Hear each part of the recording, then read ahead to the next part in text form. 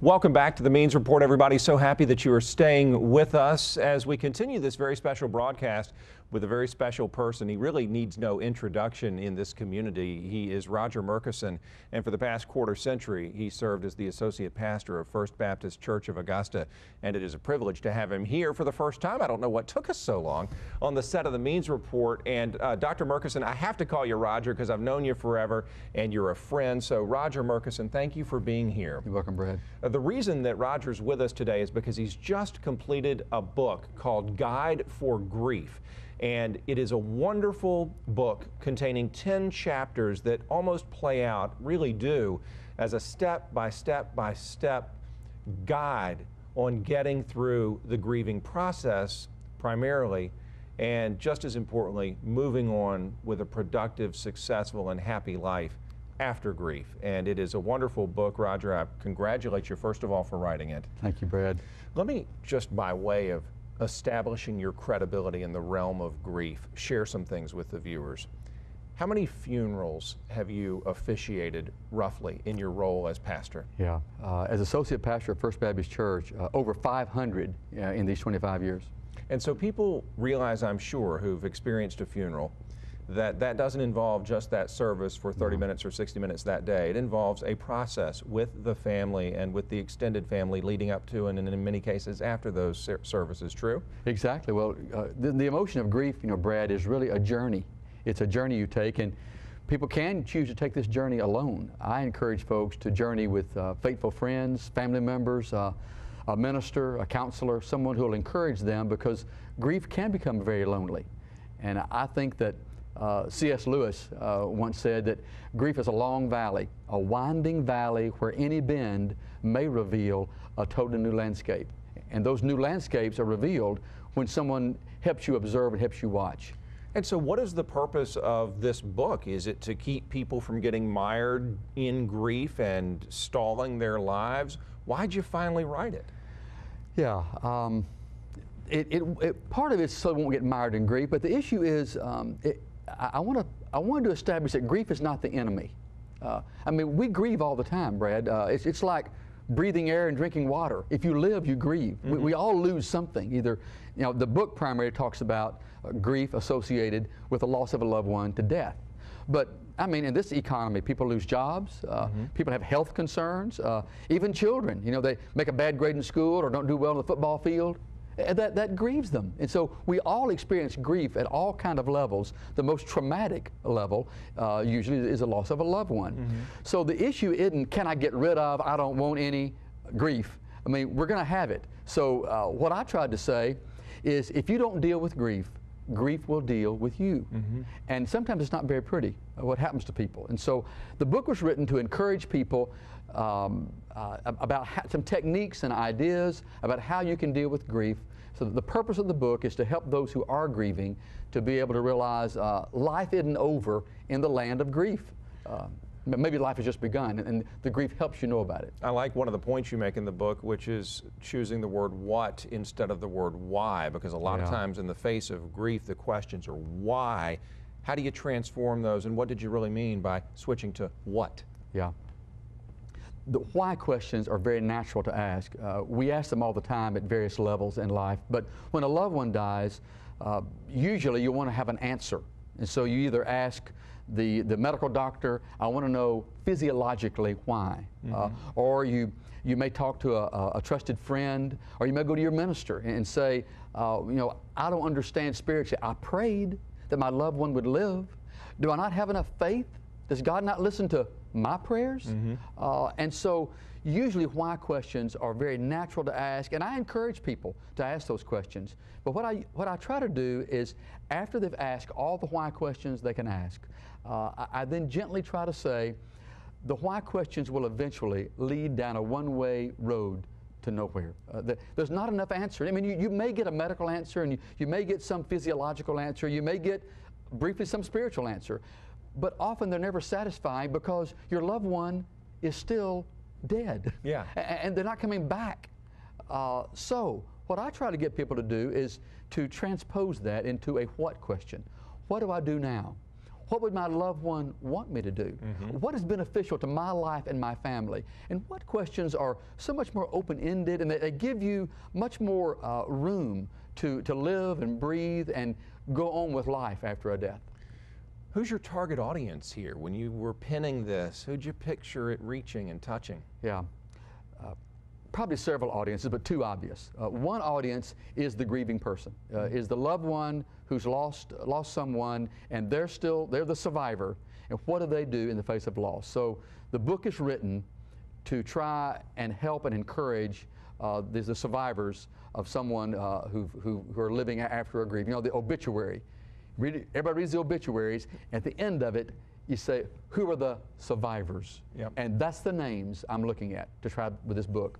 A second purpose for the book is to those who are trying to help those who are grieving. So the book also is targeted toward ministers, counselors, funeral home directors, medical professionals, those who are helping others. That would be, Brad, the two audiences I'm trying to speak with. I mentioned at the top of this interview the 10 chapters and really the 10 steps that you can follow and help you through this process. How did you develop those 10? Yeah, some of it was through my own reading and just your own intuition, but the basic way I came at that is through twice a year I have a grief ministry workshop at First Baptist Church where I'm one of the ministers. And in that workshop, I listen. I not only speak and read about Scripture and talk about grief, but I listen to those who are grieving. And over the 10 plus years that I've been conducting these workshops, I've heard people ask some predictable questions. And for me, they began to coalesce into these 10. They ask a lot of questions, but these 10 questions about, you know, things like, why did my loved one die? You know, did God take my loved one? How long will my grief hurt? You know, just some basic questions. And as I began to put the book together, I said, these are the questions to which people want answers. So I said, Lord, help me to try to formulate some answers that will give people a guide for grief. One of the beautiful parts of the book, in addition to your words themselves, are the watercolor illustrations that accompany each chapter. And Marlena, I know that you've been kind enough to put some of those watercolor illustrations on the screen so that people can see them. Why does each chapter have such a distinct and very powerful watercolor with it? Yeah. Many people need not only the written word to strengthen them, but also they're very visual. The graphic visual image, Brad, will help people not only see the words, but also see the pictures. For example, one of the pictures shows very graphically a crucifix, and it's underneath the words it says, my God, why have you forsaken me?" That was Jesus, words he said on the cross. Of his 7 last words, that was some of the statements he made. He was quoting Psalms 22. So I thought these illustrations that were drawn by Sarah Pollock Searle, Sarah helped me amplify the book by saying that if someone will look at this picture, maybe they will connect the visible image to the written image, and it will help them in a more intense, visual, visceral way to say, you know, that's what I'm feeling like. That's exactly how I'm feeling.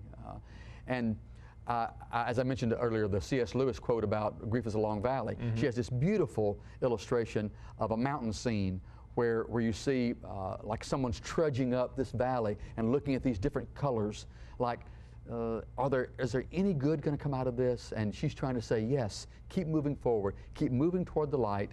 You know, God will give you hope. I love that part too, because just as with the valley, at every turn in the grief process, there's something new to see as you wind your way through.